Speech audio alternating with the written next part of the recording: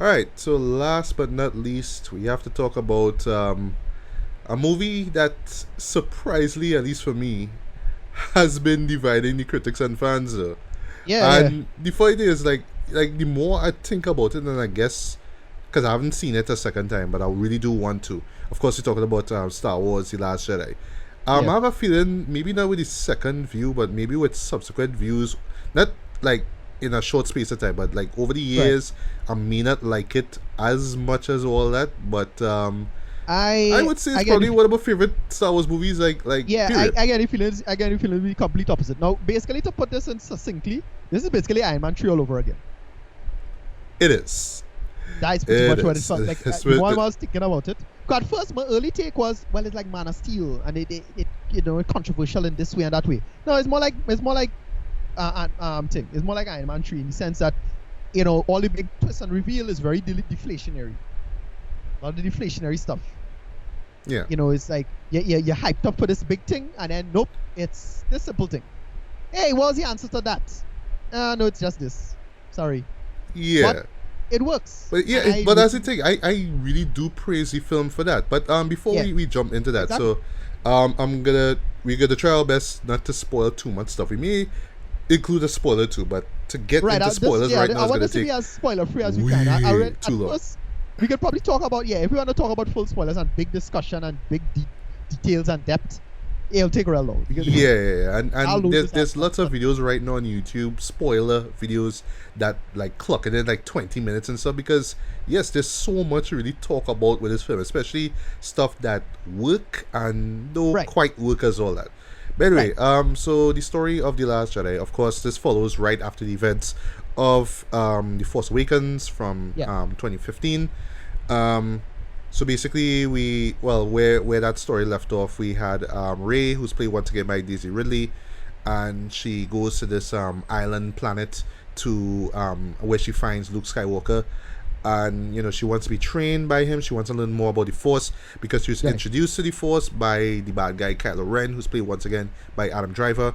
And with that, just touching on that subplot for a minute here, Luke, he's that bright eyed, you know, great warrior from the old trilogy. Now he's worn, he's old, he's cynical.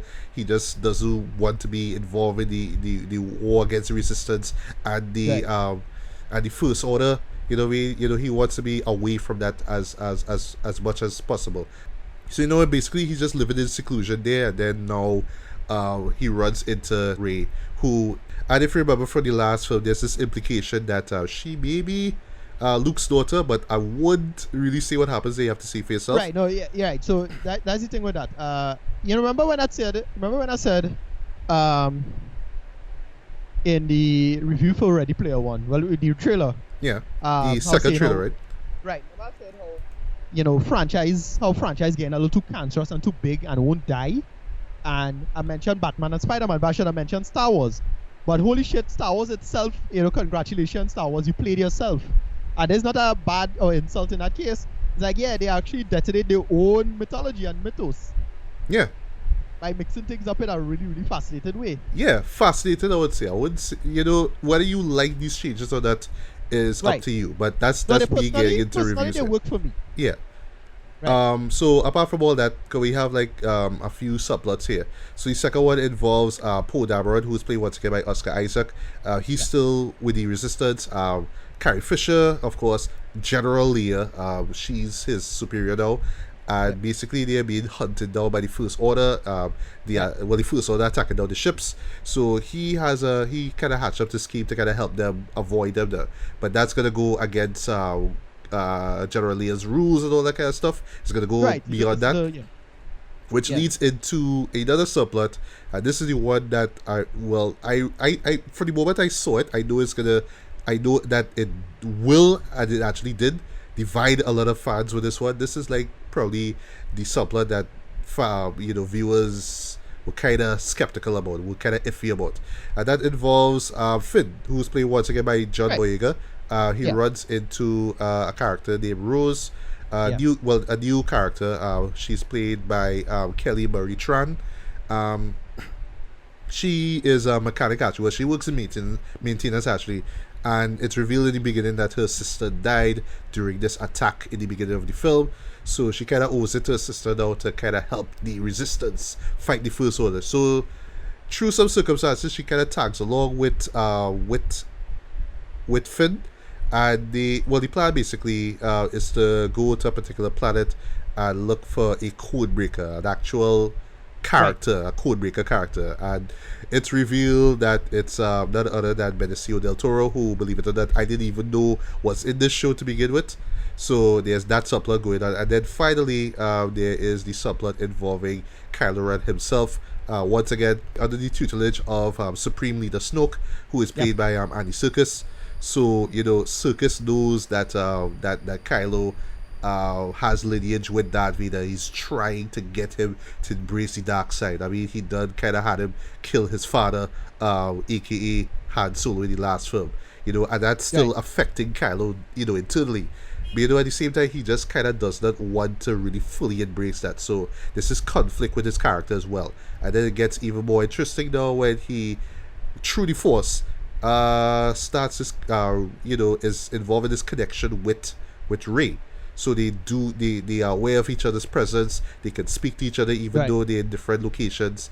And it's these two characters now and their position basically in the war against light and dark involving the Force. And that's all I'll say in terms of plot. So well, all right. So what were your thoughts on this movie here, on The Last Jedi? I personally loved it.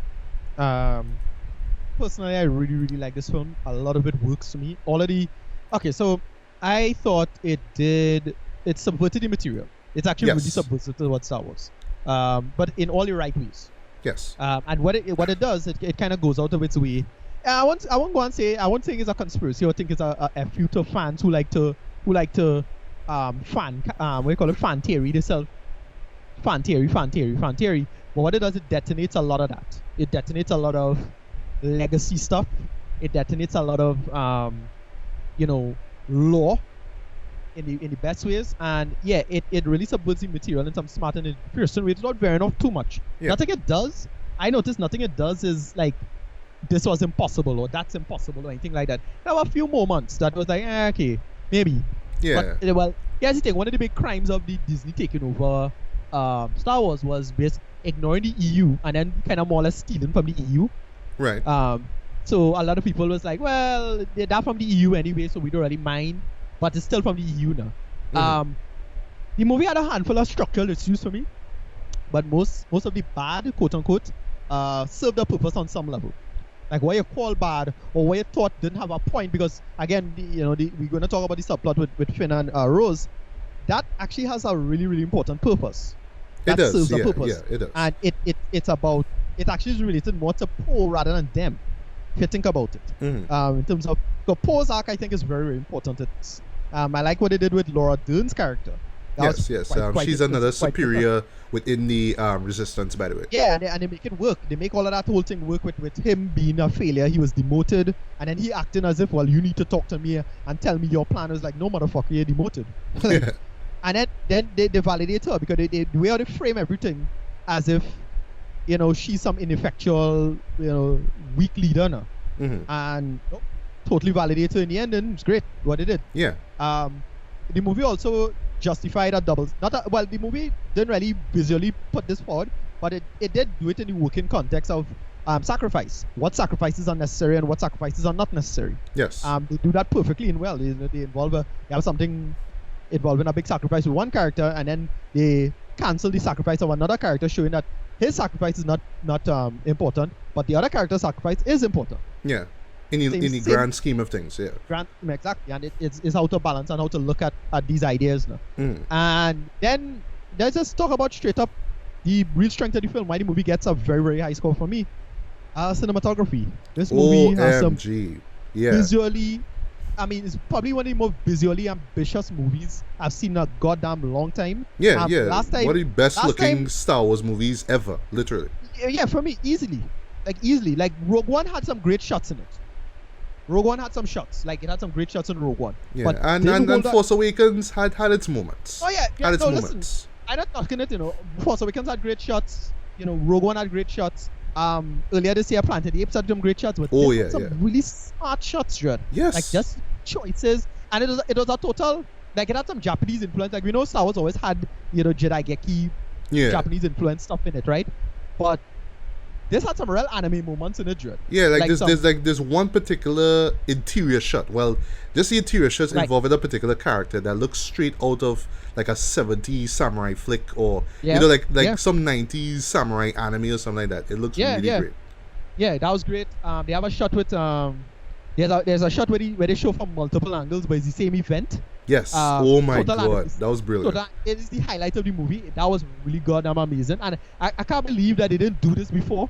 Yeah. In the Star Wars world. Now they had to explain that though. Like it have a couple law things. Like, all right, I get that you're breaking up the law, but you still have to, like, how come nobody do that before? Mm-hmm. But it's like a big thing. And then Like, how come nobody thought about it then? yeah, Back yeah, then, you would have yeah. think somebody would be doing that right through, right? And then a couple other things is the whole reveals of some character reveals. Like, all right, I get that, but why does he do it this way? And well, that'll undermine a couple other things from before, well, involving Kylo Ren in particular. Yeah. And his hierarchy. Let's just say that. That I would say, well, how come you don't address this well? But again, precedent is there, because if you want to play that, you can say the Emperor and other characters, not a big deal. I cannot think I spoiled something there, right? That is about it.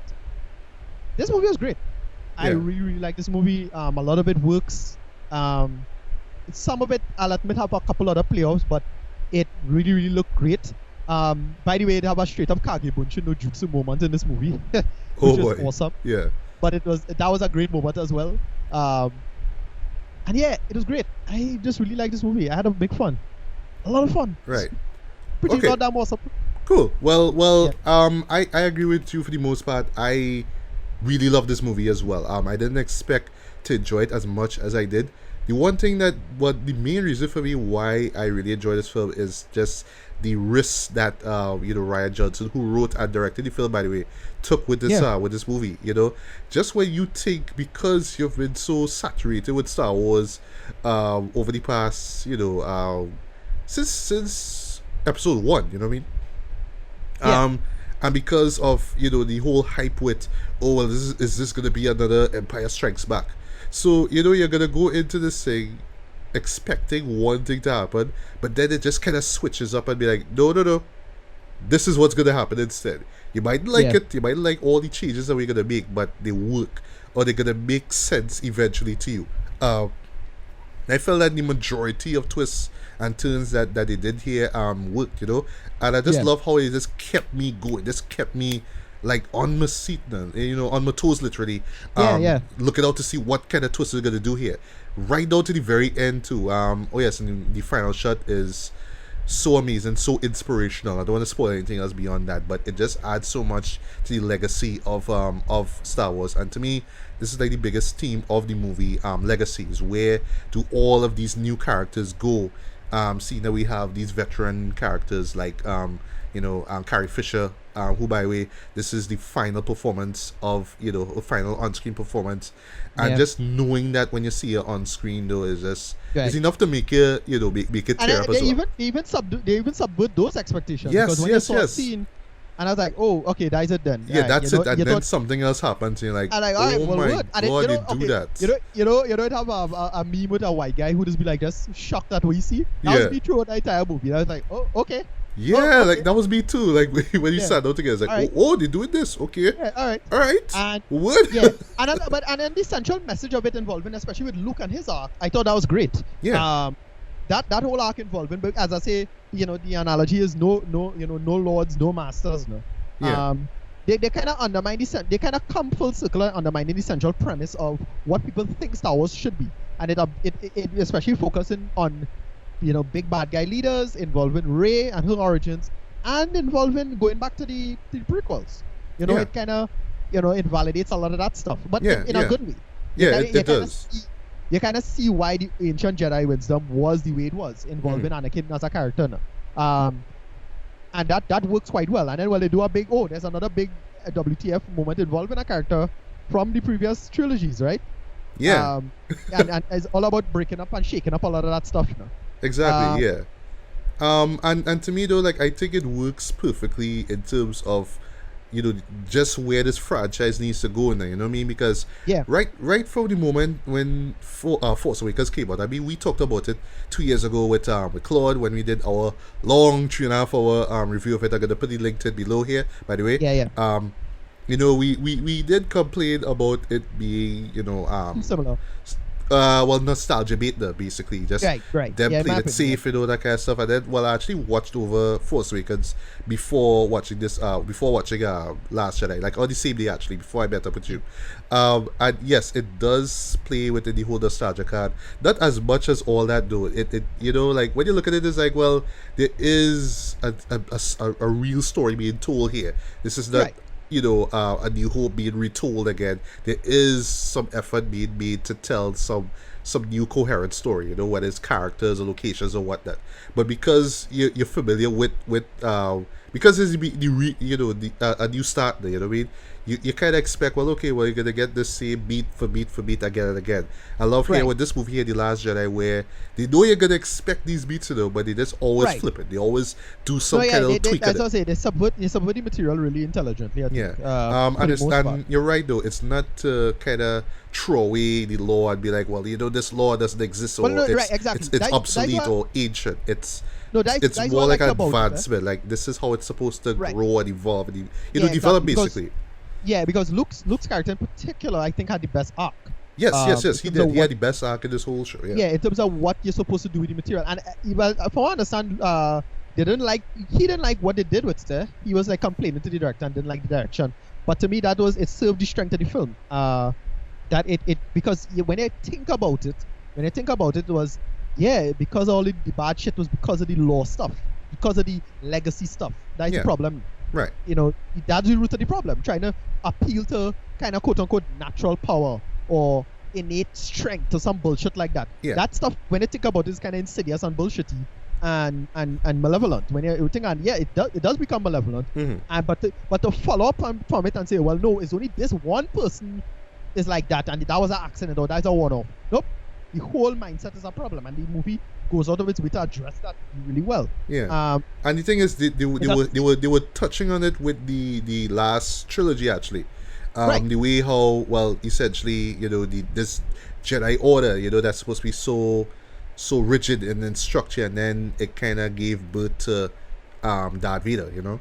Right, So exactly. out of that But they went came back evil. even further. They went back even further with that, because if you say, you can understand why it is the Jedi Order forming the way it is and why they shouldn't have children.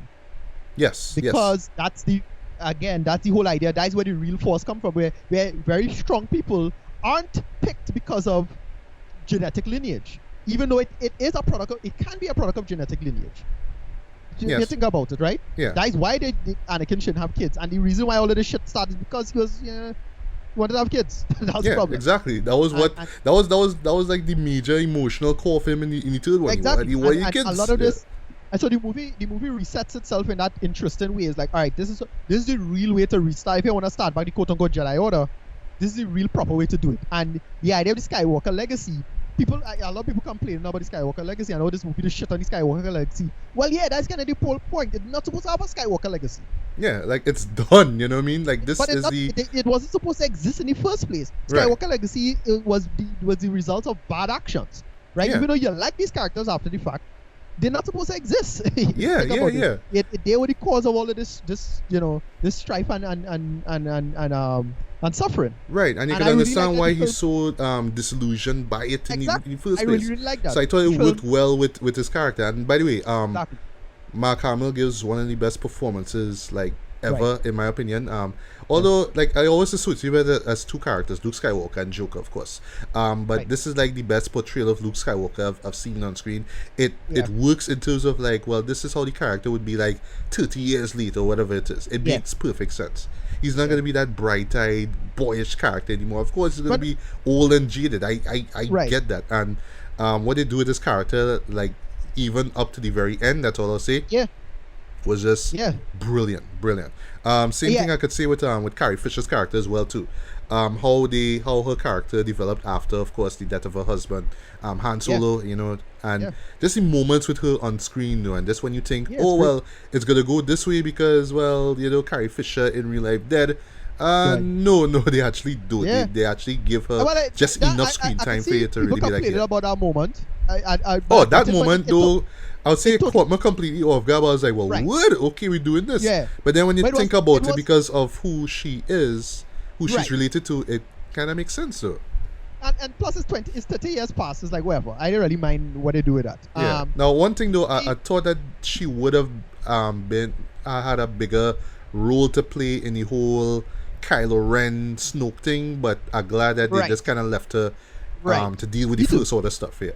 No, right. So they did a great arc with Rey and Kylo Ren's arc. I thought really was strong. Yes, it was. What did they And do it was with that? very Like, unexpected to me because I thought it was Right, going and to then- go one then- way, but then once again, twists Yeah. and turns and how yeah. it ends And logically was Kylo's like, arc wow. Kylo's arc I liked, where you're thinking, oh well, you try to deny agency to Ren, and in a sense, in a sense, Luke was oh god, we're spoiling shit now, but in a sense, certain characters in relation to Ren wasn't entirely wrong. Yeah. And it wasn't entirely wrong, but they were right for the wrong reasons. And Yeah. then when it's revealed, you realize, oh shit, that is a problem still do. Yeah. And because exactly. of the idea of legacies, not because of this guy, they need a straight up villain to point to. No, it's because of the mindset and how you think about your nature and your relation to the Force. I love how the movie did that. Yeah. That was great. Kind of brilliant. Yeah. I love those arcs though. We can't really say much more without spoilers. So yeah. Well, there's a couple things I'll say before I get to rating, right? Yeah. The one story arc or subplot that is gonna divide a lot of fans is, of course, the one with Finn and Rose. Right. and Rose. Reason being is because the setup for it was a little sloppy, a little heavy-handed. It felt like, okay, we just needed these guys to go on an adventure, and it could have just been Finn doing Finn stuff, but we had to throw in this new character. Nothing wrong with that. Although, one of the video reviews I saw on YouTube, apparently during the Comic-Con interview that they had with J.J. Abrams when the first film came out, when Force Awakens came out, this Asian American girl had asked, when are we going to see Asian characters in the film? So I don't know if that's the reason why they have Rose's characters, possibly, I don't know. And I was worried that she was going to be like this annoying character they just tacked on, but I felt that she worked here. I felt that she did her best with what she's given. There's a moment when the mission starts, like somewhere there when they're actually looking for the person, where it kind of like it feels the film actually stops and it just becomes like its own side adventure. Right. Okay, it always so kind of takes you out of it. Here's my issue with that. I don't want to spoil too much with that, but yeah. Basically it's their version of the Hive of scum and villainy. Yeah. So they say, okay. Yeah. Well, that's one thing. I like how they tied it back to the story, the message of the story, or one of the messages of the story. Focus on a large overarching message involved in this. And then when all is said and done, especially with respect to Poe's character and what you thought the story is going to be, they come back and say, no, they subvert that and pull the rug from under with that. Yeah. And then they say, okay, that whole section now, its real purpose, when they show the final shot, its real purpose, it's like, okay, this is the real purpose and what Luke was saying involved in the idea of the Force. Yeah. And that's what I loved about it. I loved how even though it kind of you wasn't really sure where it was going, it still came back to what the point was. It still kind of made sense in the grand scheme of things. I loved how they brought it back, even though, like I say, somewhere in the beginning it was just a little rough, but they brought it back. I love how they brought it back, and rather unexpectedly too, I must say. I didn't know it was going to go there. It's a big Force works in mysterious ways kind of moment, and it's all of that shit Luke was talking about.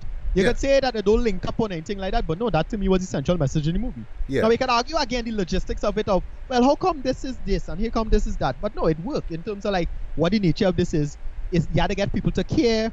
It's about getting people, like when they make the call and nobody answer, but then when push come to shove, you go see people actually care in the long run, and this is the real fight. Yeah. And that was about it. Right. Couple more things before we get to it. Don't worry, we almost done. From a technical perspective, sorry. I thought that Ryan Johnson did an excellent job directing this. Get I'm out not of the biggest fan of him, but I know that when it comes to writing, directing, Ryan is the shit. I mean, look at his episodes of Breaking Bad. right. Ozymandias last season, best episode of Breaking Bad, period. Yeah, He helmed that. And going to this thing is like, well, I know he's gonna bring his A game here. I thought that he did that excellently. I love what he did in terms of the story. Always pulling the rug from under your feet and one that always keeping you on your toes. That's what I love. It didn't feel like worn down. It didn't feel like, oh well, yeah, of course I know what's gonna happen next. Even if you think it's always gonna come with some kind of twist. I love that. The acting was solid across the board, and there were a couple of characters that do show up, that do return, I should say, that I didn't expect. A couple of them I felt they could have had a little bit more screen time, a little bit more purpose. That's all I would say. But when they're yeah, there, they do own it. The new characters, I mean, well, the characters that we know from Force Awakens, the actors themselves, Oscar Isaac, Daisy Ridley, John Boyega, they all kill it. The veteran actors, Carrie Fisher, she, yeah, was excellent in this. But for me though, the one who really sold it to me the most though was Mark Hamill.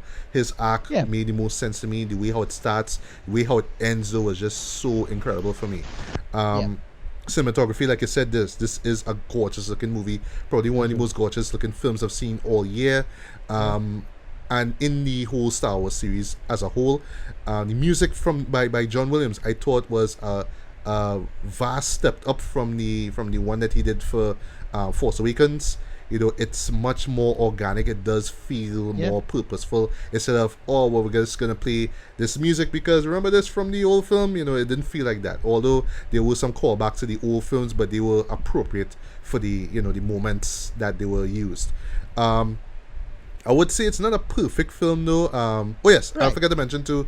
This is the longest film in the series thus far. It's actually longer than episode 2, which is seen a lot. This clocks in at Right. about 2.5 hours, but believe me, the time flies by so fast, and you will have a blast watching this.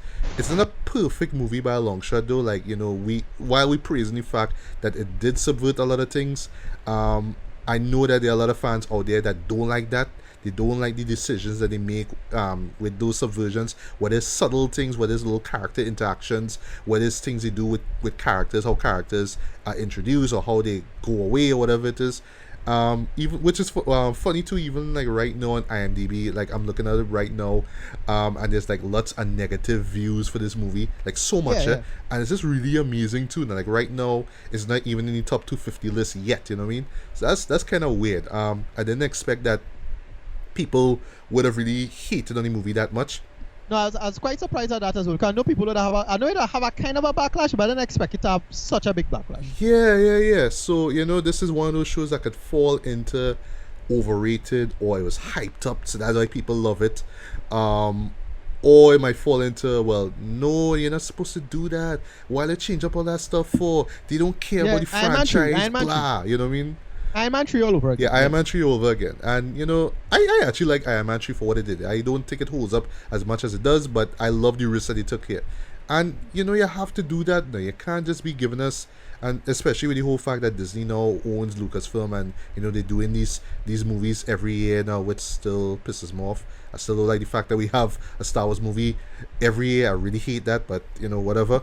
But at some point in time, you do have to do new things, and I'm glad that Ryan actually took the risk to do that. A majority of these changes work. I know there's a couple of them that I'll look at in the long run and be like, that Right. kind of don't really make any sense.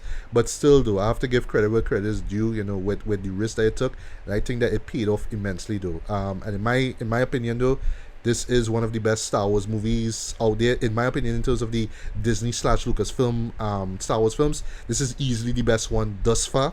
I can't wait to see what they do in the 2019 with the follow up to this. Not too excited with the Han Solo one, but maybe I just need to see a trailer for me to Right. be excited. By the moment, though, guys, this is the best Disney / Lucasfilm Star Wars movie out there, and I would say one of the best that we've seen in the series. Period. Right. And this is one that I can't wait to see again. And believe me, when you do see it, hopefully you will want to see this again, as soon as the credits roll up. So for me, this gets a very light 4.5 out of 5 stars. This is one of the best movies of the year. This is going to be in my top 5. I was thinking about it, but I was like, yeah, it's quite I think possible it deserves to be in the as well. top 5. You know what I mean? Yeah. But yeah, if you are a Star Wars fan, you're gonna love this. Just don't go. Just go in. Don't go with the expectations too high. I imagine if you do, you're gonna be disappointed by it. But just go in knowing that you're gonna be entertained by, in all directions. Whether it's the music, whether it's the script, the way how unpredictable it is, or the character arcs. I think this is the strongest thing about the movie: the character arcs and where they lead. They don't go where you expect them to go, but where they end, to me, I felt was logical. It felt like the most logical way in terms of the story being told, where these characters end up, to me. So yeah, this is one of the best movies I've seen thus far. I'm glad I got to see it in IMAX. Yeah. Thank you, IMAX, for giving me this for this experience, because I mean, I still regretting the fact that I saw Transformers there, the fifth one, but I'm glad that at least I got to see this experience big and bold in IMAX, and I'd actually encourage you guys to check it out there. If not, if you could see it on a small screen or whatever, go see it there, but please don't wait till it come out on torrent dread. They'll be like, yeah boy, I'm watching it on my laptop. No. Go see it on the big screen as soon as you can. You're gonna love it. In one way or another, you're gonna enjoy it.